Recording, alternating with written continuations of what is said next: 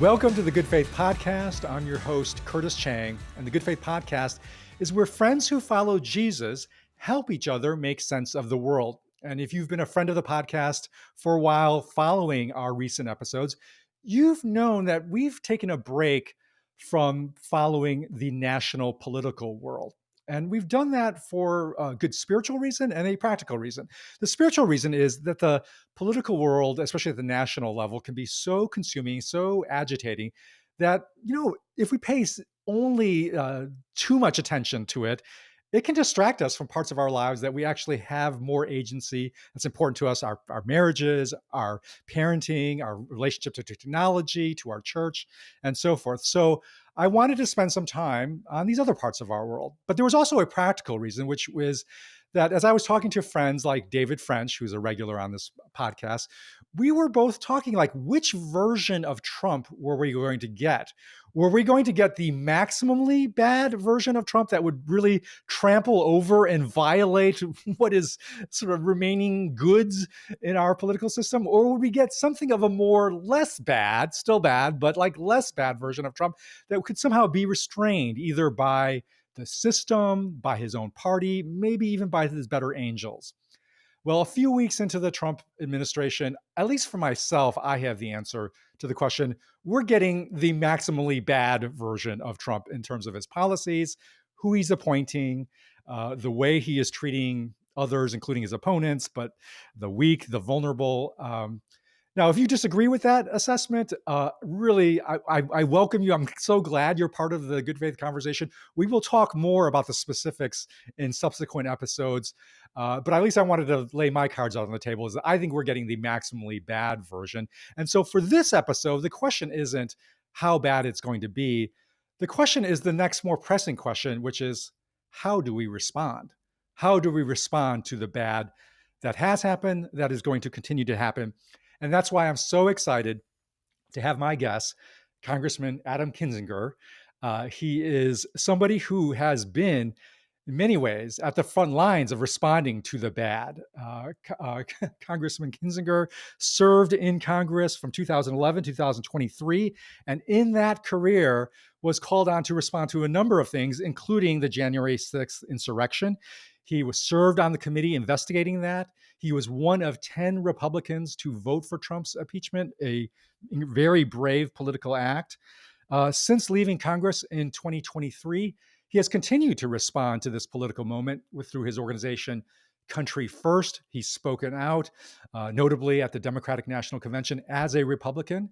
He's been featured in a recent documentary called The Last Republican. And he is, in many ways, for me, an inspiration and a role model in responding to the bad that Trump is bringing into this world in this moment. So, Congressman Kinzinger, I'm going to call, and you've given me permission to call you Adam from here on out. So, That's Adam, totally fine. Yep. Adam, welcome to the Good Faith Podcast. Thank you. Man, it's good. Thanks for having me, and for everybody listening. I'm sorry that I'm the return to talking about Donald Trump, so don't hold that against me. But no, it's great to be with you. And I also want to say this. Look, I appreciate the work you're doing, because as tough as it is to be like a Republican speaking out, it can be tough as a Christian to speak out right now, because there's a lot of pressure, and you guys are doing courageous stuff too. I appreciate that, and my commitment to you during this podcast is I'm just going to be open and honest with you, and the good, the bad, the ugly, and everything else. So I'm looking forward to it. Well, you've actually appeared on this podcast before, not in person, but about a month ago, David French and I were doing a episode where we were conducting a mock draft of a fantasy team. If we were creating like our fantasy team of politicians for the future, we did it through a mock draft version. And you, Adam, were my first round draft pick. So, I hope your agent is going to, kind of play hardball, but I'm counting on you to lead my fantasy politicians team. So, all right, well, let's get into it. Adam, as you look at the flurry of actions that Trump has taken in the first few weeks, what was most troubling for you? Look, when you said maximally bad, I first off have to say I fully agree. And, one of the things on the day we're recording this that I've been struggling with today especially, I'll be honest, was a bad day. And nothing really happened to make it a bad day, but it's like all this stuff is now starting to weigh on me, which is we're not that far into Trump's second term, right? It feels like it's been a year.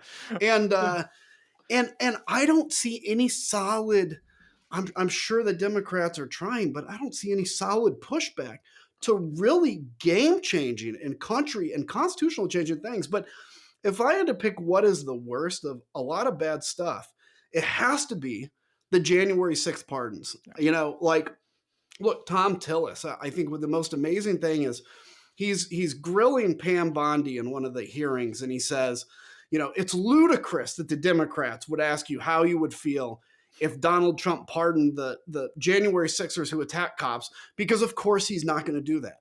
2 days later, Donald Trump did that, and Tom Tillis has been quiet, you know, who obviously knows better. He's a good guy. He knows better. And so the problem with the January 6th pardons, yeah, it's bad because people should pay for the crime they do, right?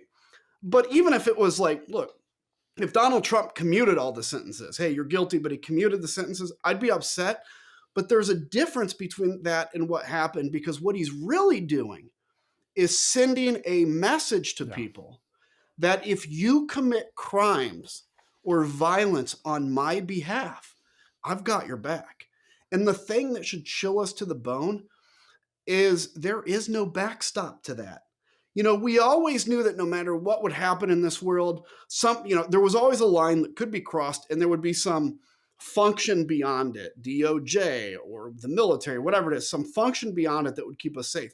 There is nothing beyond this if a president decides to pardon somebody for committing violence on his behalf. So anyway, of a lot of bad things, that's the one that really chills me the most, because we have 4 years of that message sinking in to people that would do stuff like this on behalf of Donald Trump. It's a chilling political message. It's also, for me, a very chilling spiritual message. Yes. I think a lot about the passage from Isaiah 5:20 that says, "Woe unto them that call evil good Yes. and good evil, that put darkness for light, light for darkness, that put bitter for sweet and sweet for bitter." When the leader of your country is in a very blatant way calling something that is evil good, that also is a really chilling spiritual message to everybody. And you know, that's a really sober thing. I fully agree with you. And that's, as I talked about kind of this, like, kind of weight I've been feeling today, and it's almost a spiritual weight. I don't know what to put to it yet, because this is something I have to ponder through. It's been kind of like building to today, but it's like, I'm sure everybody can share that, at least shares our view, can share this feeling where it's like, we know what the Bible says. We know what's right and wrong, but yet around us, all these people that we thought also knew this, right, are so convinced, or at least have so convinced themselves, that what they're doing is somehow for some greater good, despite the fact that I can't find anywhere in the Bible where Jesus says, do this to the least among me, unless it's political, and then you can do whatever you want as long as my side wins. I mean, he could have led a revolution against Rome if he wanted to, and he didn't. And I think that's what weighs on me the most, is watching good Christians. And of course, knowing that there's other Christians that are sitting here going, well, if everybody else is saying this, am I the one that's in the wrong? And I just, all I can say, I don't always feel this way, but I can say to everybody out there, no. You know, there's 5,000 others that haven't bent the knee, and we have to try to remember that. That's right. I love that the reference there to the Elijah story, when Elijah is getting so discouraged about the ruling regime crushing all that is good. You know, God whispers on the mountain, "Hey, I'm reminding you, not everyone has bent the knee." And you've been a figure for me, Adam, as somebody who has not bent the knee. And I want you to sort of reflect on what's different about you, like what went into your formation such that it seemed like it was obvious to you that you don't bend the knee in this case, but yet clearly it wasn't so simple, because so many of your fellow Republicans who are Christians, who you went into Congress with, you know them well, they bent the knee. So how are you making sense of this? You know, it's a good question. And I think there's a number of reasons, none of which are my fault, right? It's like, I don't know, God instilled at different ages and different moments something in me. Part of, probably the most recent, I would say is I really had to deconstruct my faith. And I know that's an overused term and I hate it, but I had to do that. I was raised very, very like independent, fundamental Baptist, right? Hardcore. We left that. My family left that when, church at basically around high school time. But that had a lot of impact on me in formation. And actually, I struggled with understanding God's love. I struggled with understanding salvation because, and many can relate to this. It's like, hey, once you're saved, you're always saved. But if you're out sinning, you probably were never saved in the first place. So you go around getting resaved over and over. And it drives in you this like sense of always having to live up to something. And so I came where I don't say I lost faith in God at any point, but I certainly quit going to church and quit caring. And that forced me to really go back in my adulthood and say, what is faith? What is Christianity? Who is Jesus? And I think part of that deconstruction process allowed me to realize that your politics is not, faith and politics are not the same. Yeah. I used to believe when I was younger, you can't be a Democrat and be a Christian. The Democrats believe in abortion. They believe in all this stuff. There's no way a Christian can do that. And I've come around to believe, yes, actually you can. You don't even have to believe everything the Democrats believe, but they're much better about talking about the least among us and the poor and poverty. And so part of that allowed me to say, I can be true to my faith and also turn against my party because the two are not interlinked. So that was one of the things. The other is just look, and I don't know if this is necessarily spiritual, but when I got elected, it was 2011 is when I started my term. I had just gotten back from Iraq basically a year prior. And, in that process, Were you were serving in the Air Force, correct? Yeah, Is that right? yeah. I'm a pilot. So I actually just retired, but yeah, I was a pilot. And you see people that die and give their life for their country. And especially now that I have a kid, he's 3 years old, I understand it even more than I did when I was there. But like the ultimate sacrifice is exactly that, right? At 19, 20 years old, people that gave their life to never have a clue how it worked out, but they lived for something bigger than themselves. Anyway, I say that to say, I made a decision when I ran for Congress, and I said this in my announcement speech, actually. I said, if I'm going to take a vote that is going to fund people for war, equip people for war, or send them to war, if I'm willing to make those votes, I have to put my career on the line for the country if I'm asking people to put their life on the line. And I got to tell you, to this day, I can get trembling and angry when I talk about the people that'll go and salute a casket coming back in Dover.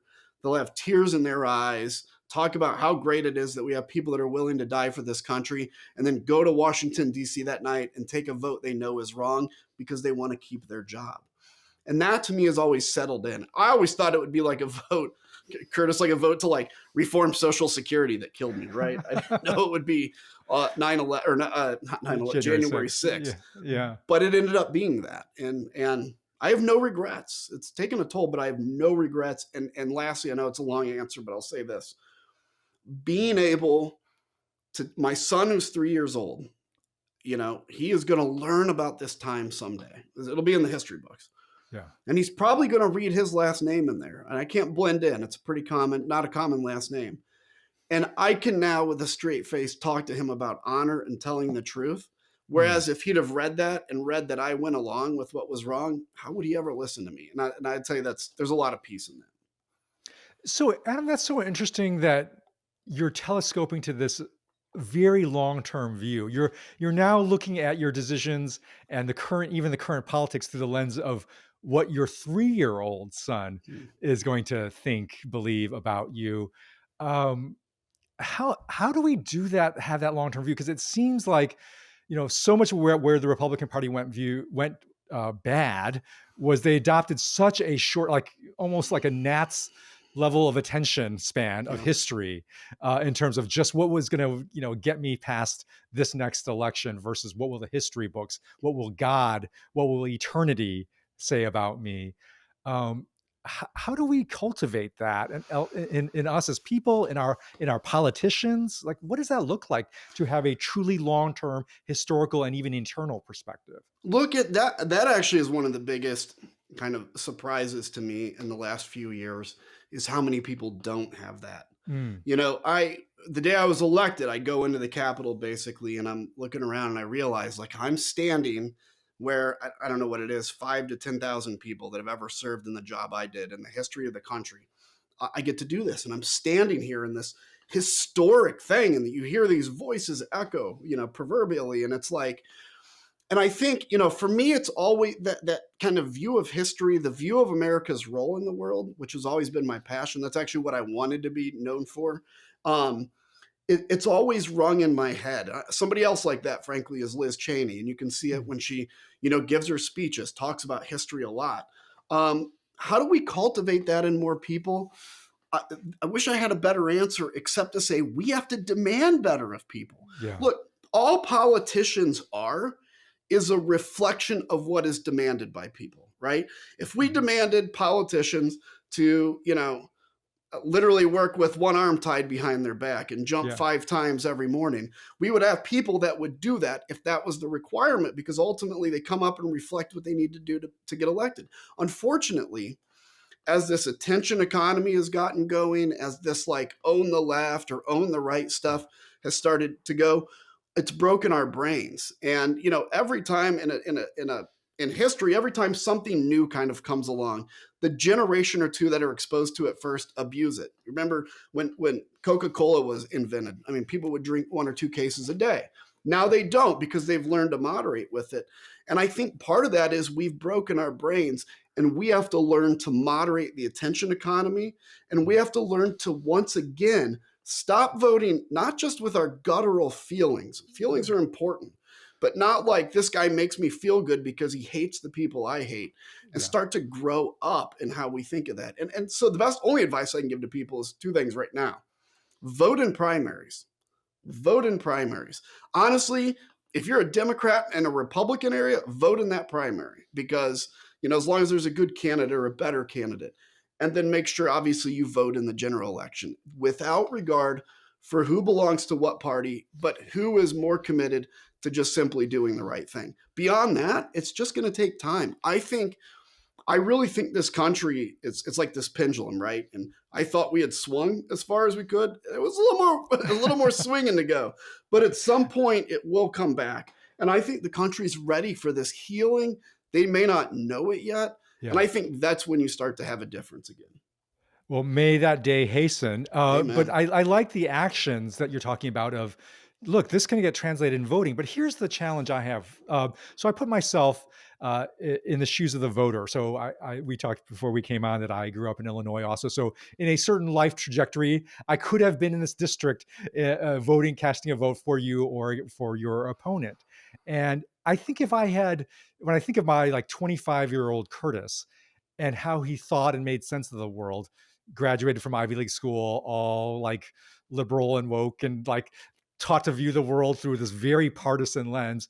I would have like read you, Adam, like, oh no, he's the bad guy because Mhm. he's right wing. He's this and that. And I would have followed all that guttural instincts that you're talking about, but with this sort of sophisticated veneer that college gives you. But really, it's Yeah. still right. It's still really at the same day. It's just a more sophisticated version Just of that. fancier. It's just fancier words. I would use ideology, things like that. And so I would not have been equipped to peer into the candidates and say, oh, there's the person of character. Mhm. There's the person who will do the right thing, even when it costs him or her. There's a person who will turn back on their party when their party is wrong. I mean, it's so much easier to vote just by the color scheme that's designed to trigger a certain reaction to us. How do we cultivate and train us to peer deeper so that we're voting for good people, not just our side? Look, I think one of the big things, let's just look at this from a surface level thing. If you're listening to somebody and if they're asked a question and you already know what their answer is going to be because they're so programmed, right? You know Yeah. this, like everybody, I mean, you can always predict that person is probably not super genuine. If Hmm. you see somebody that's willing to kind of like let their guard down and tell you something or makes a mistake even in saying it. I mean, this fear that politicians have of saying the wrong thing, it's actually a superpower of Donald Trump because he doesn't care. And Yes. honestly, Americans want us to not care about that. Yeah. And that would be a good thing if we all truly said what we were thinking. So I think looking at surface level things like that, you're not always going to get it right. I mean, trust me, manipulative psychopaths are pretty good at manipulating you. But if we always go into stuff with the intention of saying, I want to vote for the person that's most honorable, not necessarily the person that aligns with my viewpoints, I think 9 times out of 10, we'll get it right. Curtis, one of the things that's really started to hit me lately is, why did I get involved in politics? Well, I love politics. I'm passionate about it. But just as importantly, I had fun at it. I had fun going out, putting out yard signs, marching in parades, meeting people. I had fun talking about policy and talking about issues. The fun in politics is gone. We should be able to have disagreements and have a good time doing it. Like I often say, the dumbest thing to pick a friend based on is their view of the role of federal government, right? Hey, you're cool, Curtis. Let's go drink a beer. Or no, hey, Curtis, I think you're cool. What's your view of the role of federal government? Oh, you agree with me. Let's be friends. That's dumb. And so, I think we've gotten too much deep in that. And I would say to people, look for the person, trust your instincts. You can usually read people pretty well to look for who's most genuine. And lastly, I'll say this, look, and I said this in my speech to the DNC, which is, look, we are in a sometimes awkward alliance, right? Between the sane right, which is very small, but there's some, the center and the left to defend democracy. And let's embrace that. Let's actually be happy about that. Yeah, I may have a different view on abortion than some people. Okay, well, guess what? My view comes from a place that I legitimately believe in something. It's not made up. But I know this. I know that, if I'm in a trench and I've got an enemy out there, one enemy is 5 meters away and one is 25 meters away. The 5-meter enemy is democracy, the threat to democracy. I'm going to have everybody in my trench focus on that 5-meter threat and not the 20. We can deal with the 25-meter thing later, as long as this guy attacking the trench is taken care of. And I think that's how we have to look at this moment in politics. Let's have a good time. Let's enjoy the richness of our differences, and let's beat this, fascistic, honestly, or at least authoritarian movement. We've got to beat that. Adam, I'd love for you to express, because it's almost sad that we need to actually say this, but like, as a Christian, why should we defend democracy? I mean, it's sad that we almost have to actually articulate this, right? But we do, because democracy is under threat, and it's not just a kind of an abstract thing. It's something that Christians should care deeply about. How do you make the connections? Totally. So look, when we, as Christians, we talk about the importance of the church. That's an institution, right? It's God's institution. But we also talk about the importance of your relationship with Jesus Christ directly, right? And so Jesus himself is not focused on massive institutions. He is focused on the importance of an individual. He's focused on, that relationship he has. I mean, think about this. He created the universe, which, if I need to blow my mind sometimes I just think about how there is a universe. Like, how does God have no beginning?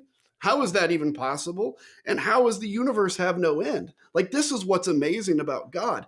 But in the massiveness of all that, he cares about us, and he cares about us so much that if you actually then reverse that and you look at the size of like electrons and atoms and the complexity of them in your body, you realize his focus, his brilliance is from a universe to the details of your body. The individual is important. And there's been no other form of government. Is it flawed? Yes, it is. Democracy is flawed. But there is no other form of government out there that allows the individual to flourish, that allows the individual to have a say. Yeah. Even the church itself, is set up in essence democratically. You go to the deacons, they make a decision, right? It's not from the top down. Catholic Church, a little bit different, but so that's the importance of it. The other thing is, I have yet to know of an authoritarian country or government that doesn't control or attempt to control the spirituality and the beliefs of people. That's right. Right? China, obviously, very deep in terms of controlling what people believe. Let's look at Russia. Russia pretends to be a Christian nation, but actually the Russian Orthodox Church is under the control of Vladimir Putin, at least in Russia. I don't know about, the Russian Orthodox Church in the United States. And so authoritarian regimes manipulate and control that. And it's just the opposite of what Jesus wants. Now, one thing I do struggle with is kind of the role of capitalism. I believe in capitalism. I think it's, from an economic perspective, the most successful. I think it does a lot to bring people out of poverty. And by the way, so does democracy, which is one of our driving missions as Christians. But that said, when we have somebody that's running for president or that's president that makes their highest order making more money, right? Or the economy, I'm struggling with that because I used to buy into, yes, we need this strong, powerful economy. Trust me, we do need it. We want one. But we can't get into the trap of making that our God, because that's everything Jesus warns about in the Bible. So look, democracy is essential. Adam, I sense in you a mind at work, a heart and spirit at work that's trying to respond to what you've been taught, to respond to what the Spirit is doing in you, and to the moment in time. And you've ended up in some really probably places you didn't expect you'd end up as a result. One of the things that I wanted to ask you about is how you've been negotiating your relationship to your party, because we have this documentary that's coming out that calls you the last Republican. When you spoke at the Democratic National Convention, you were very clear you were speaking as a Republican. So, please shed some light on how you've been working this out, because I think I have a lot of listeners in my podcast who, for much of their life, would have considered themselves Republicans and have been really struggling. How do I still call myself that? Do I not? But, do I give up on the party? But what if everybody like me gives up on the party? Like, how are you making sense of this aspect of your identity and your evolving journey that you're on? Look, that's a really good question. And by the way, I think there's people, a lot of people, you probably talk to them too, that are in that position. Because I have people come up to me all the time, and say, yeah, I don't know. I used to be a Reagan Republican or a W Republican. So how do I deal with that? Well, look, first off, in the last 2 election cycles, I have not voted for a Republican anywhere up or down the ballot. So I'm voting Democratic because, to me, the Republican Party cannot be rewarded with my vote. I still call myself a Republican for 2 reasons. Number one, it really makes them mad when I do. And I love that, which is probably not the best trait, but anyway. But I also, look, for 12 years, I was, for at least 8 of those years, I was a rising star in the Republican Party. Yeah. I don't say that to brag. It's just like how far the party's changed. And so, yes, I think it's important, if you're a kind of a disaffected Republican out there, to continue to try to fight within the party to an extent, but don't buy into it. And honestly, and I may hit this point soon, I don't know. When there's a point where you're like, I just can't even associate my name with it anymore, become an independent or a Democrat. Now, here's the question Democrats have is, are you going to accept people like me, right? Or like the people we're talking about? Yeah. We may not, look, I'm a moderate, right? I'm not a super conservative. I'm moderate, but probably more conservative than most Democrats. Yeah. I live in Texas at the moment. So somebody like me would need to be the Democratic candidate in Texas, for instance. And I'm not saying I'm doing that, but, and honestly, the Texas Democratic Party understands that. And they've put up, in fact, Colin Allred was a pretty moderate Democrat. But that is the question for Democrats going forward is, are you going to create space for people that are a little out of your orthodoxy or not? And by the way, if you don't, then don't be surprised when you lose elections. And but I think the trend is good for Democrats right now on that front. Adam, I want to ask you another personal question, if you will, since you've been so generous with your honesty and your candidness. And I'm just curious, like, what are the temptations you wrestle with? Because one of the temptations that I don't think you wrestle with as much, which clearly I wished more Republican politicians would wrestle with, is the temptation to keep your job at all costs. I don't think you've proven yourself.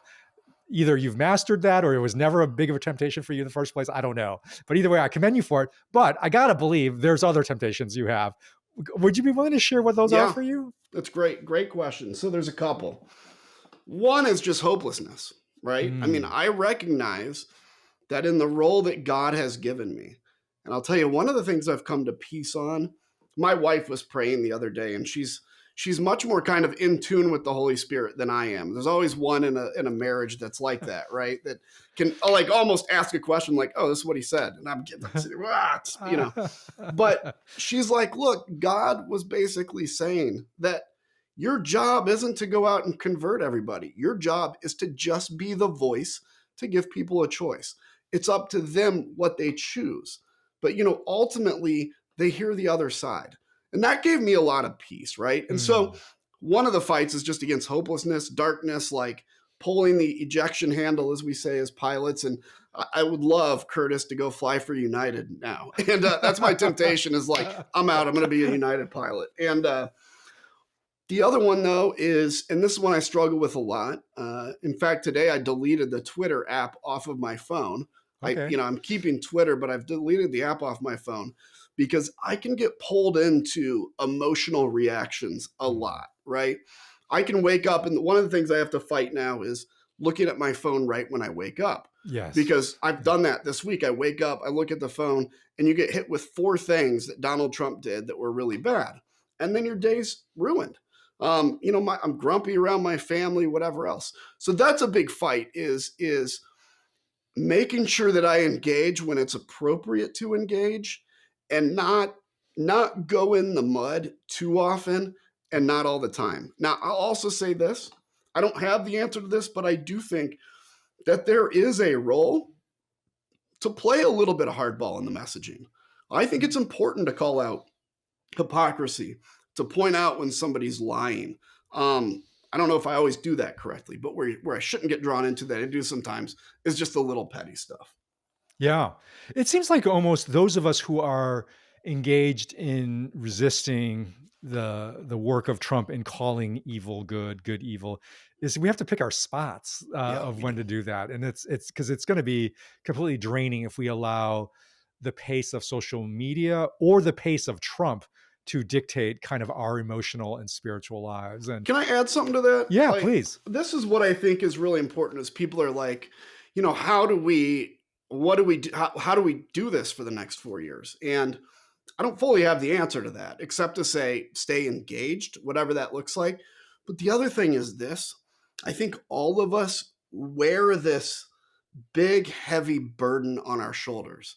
And we feel like if only we do a little bit more, we can change this country. And so we wear this, right?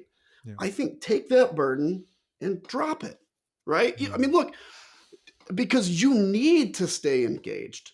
If you're walking around with this 1,000-pound burden on your shoulders, eventually you'll break. Mm. Everybody will break. I want people to stay engaged. I want them to stay able to breathe, able to keep their family together and happy. So drop that burden and be part of the team. All of us are out there lifting. So I think that's a big thing. All right, we've been talking with Adam Kinzinger about how do we stay engaged in this era of Trump, especially if you're somebody that is deeply troubled by what he's doing. How do we stay engaged, uh, not checked out, but also not overwhelmed and not ultimately giving up? Adam, you've been giving us some great advice in terms of picking your spots, of letting go the burden that we ultimately have to be. It's ultimately responsible to us. It seems like on that last one, it's really important that we still, I'm speaking as Christians, really recognize the relative size of Trump versus God. Right. That it's so easy to have him dominate in a negative space, kind of our imagination, that it almost even crowds out God. And Mm. I think about that passage that I just sort of read about Isaiah 5 is woe unto them that call evil good. I mean, part of the challenge is it feels like it's hard to believe in that passage because it doesn't seem like that woe part is happening to people who are doing that. It seems like quite the opposite, right? It's like of the 10 Republicans who voted to impeach Trump, right? Only 2 of them are still Yeah. in service. And so somehow we need a larger framework where God enters the picture and we like, hey, that woe, that's coming, but that's up to God for when God brings that woe. How are you trying to do that?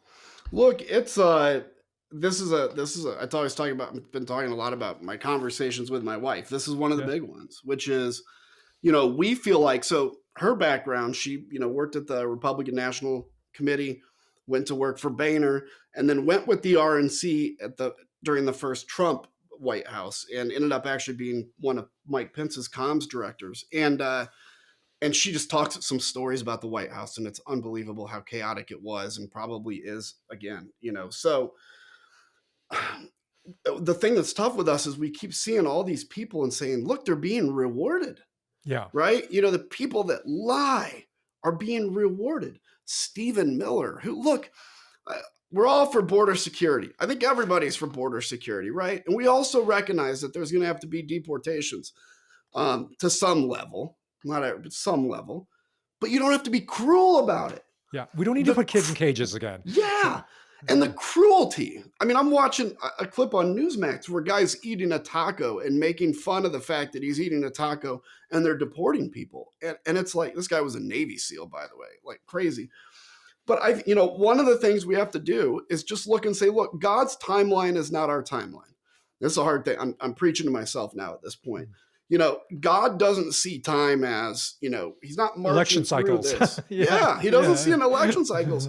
And he's also not kind of living this moment like we are. He sees everything. He knows the end. He knows what's going to happen. He knows how all these people ultimately have to pay the price for what they've done, whether that's in eternity or even on earth. And I think we just have to remind ourselves of that sometimes. And it's also important to look and say, yeah, Donald Trump won. He didn't win by that much. You still have a lot of people in the country that feel just like us. I mean, honestly, if a bird in Wyoming would have sneezed differently a Tuesday before, Kamala could have won because it was a 1-point win. Anything swings 1 point. So I don't have the best answer for how we can just feel comfortable that God's in control. But we just have to know it and remind ourselves of that, I think, quite often. Yeah. What do you do? Can I ask you, how do you sure. try to keep sane in that? How do you deal with that? Well, I think it's a lot of what we've been talking about. Thank you for asking. I moderate my intake on news.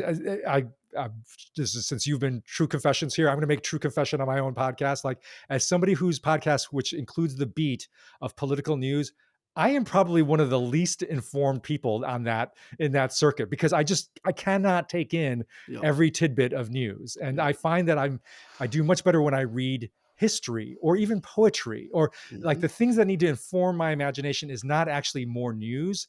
It's things that widen out the scope of my vantage point so that news comes in its proper weight. That's beautiful, by the way. That's really important. I am reading kids stuff. I'm rereading Narnia, the Narnia Chronicles, because that gives me that scope of imagination to say, oh, this is like the timeline. Aslan is going to win out in the end.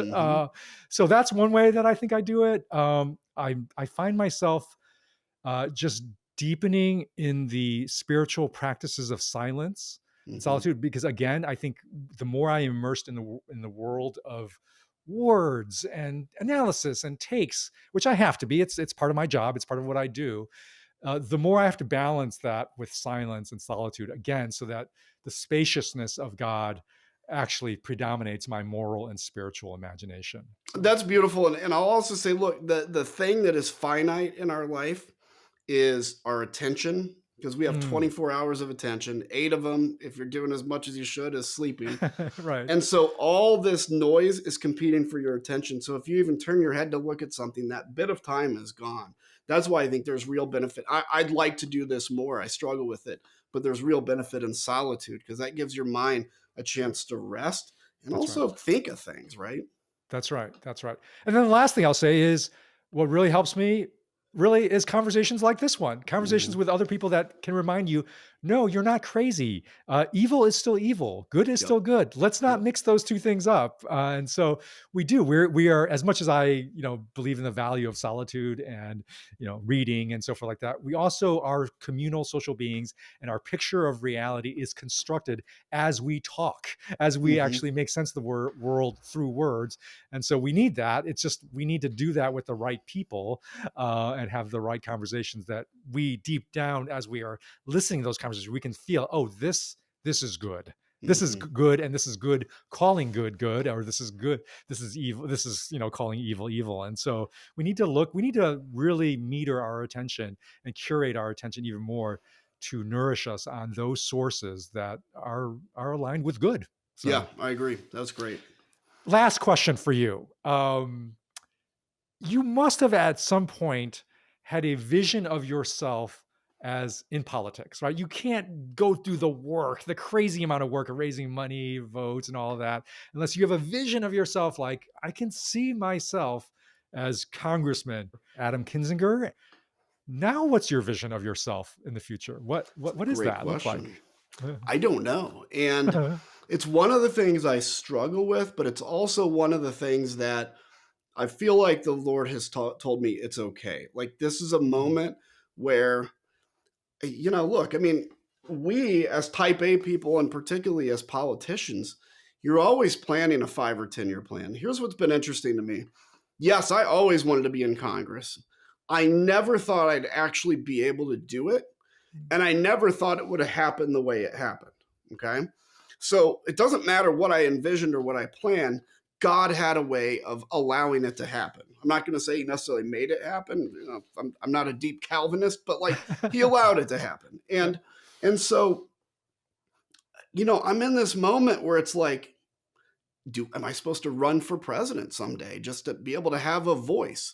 Am I supposed to run for Senate or governor? Am I supposed to go fly for United? Am I supposed to just do this? And I don't know the answer to it. But what I feel compelled about is God is telling me that what I'm doing now at this moment is what I should be doing. There's when the Bible talks about, you're a light and a lamp unto my feet and a light unto my path. The interesting thing I heard one time was that the lamps on the feet actually only gave you about a foot or two of visibility at night. So it's not like a you searchlight. could see. Yeah. And so you were literally taking a step at a time, And so I often think about Jesus is driving this limo and I'm in the back of it, or it could be the other way. I could be driving and he's in the back. And it's like, I'll tell you when to turn when the turn comes up. And I feel like that's where I'm at now. I feel like I have a lot of fight left in me. Yeah. But I could not author how I return to politics because I kind of feel like I'm homeless politically. But if it's supposed to happen, it certainly will. Well, there's actually a lot of us that are homeless politically, Mm-hmm. so maybe that can change somehow. I would love to cast my next vote for you in something. Well, actually, I want to do one follow-up question, though, because in this moment, one of the things that you have felt called to do is start this organization called Country First and appear in movies, documentaries like The Last Republican. Can you say a little bit about why you felt called to both of those things? Yeah. So The Last Republican was, I had a lot of requests to do a documentary after I voted to impeach. Most of these people were interested in, is he going to run for reelection? What does that look like? And I had no interest in having people follow me during that process. And I knew I wasn't going to run again anyway. But they came to me, the people that did this Media Courthouse Documentary Collective, and they're like, we're interested in the human story behind it. And I thought that was important to humanize what politicians actually go through, especially something like this. And it was important for my wife and I to know that we would have some piece of something to explain to Christian, my kid, what we went through. And so we hesitantly agreed to do it. And it turned out amazing. And so everybody stay tuned for when it's going to be available. Unfortunately, right now, distributors are scared to death of politics. So this may end up being like self-distributed, so it'll be available on demand soon. But so that's that. And the first one, what was the Country other part? First. Oh, Country First. Yeah. So this actually started after I voted to impeach as an attempt to save the Republican Party. And it quickly became, hey, look, this is nonpartisan. And it's about better government. And so where it's come lately, we have 80,000 active members, stuff like that. We're big on things like Ukraine, democracy development. America, by the way, and American NGOs are really good at building democracy overseas. We never thought we'd have to do it here. And so I consider us like an NGO almost to build democracy. And so one of my passions over the next few years is to harvest new solutions to old problems. Like it's amazing that 100 years later, we're still arguing the same prescriptions to the same problems. Should we raise taxes or should we cut it? We've tried all this. We still have these problems. Somebody out there has a solution to these problems that nobody's thought about.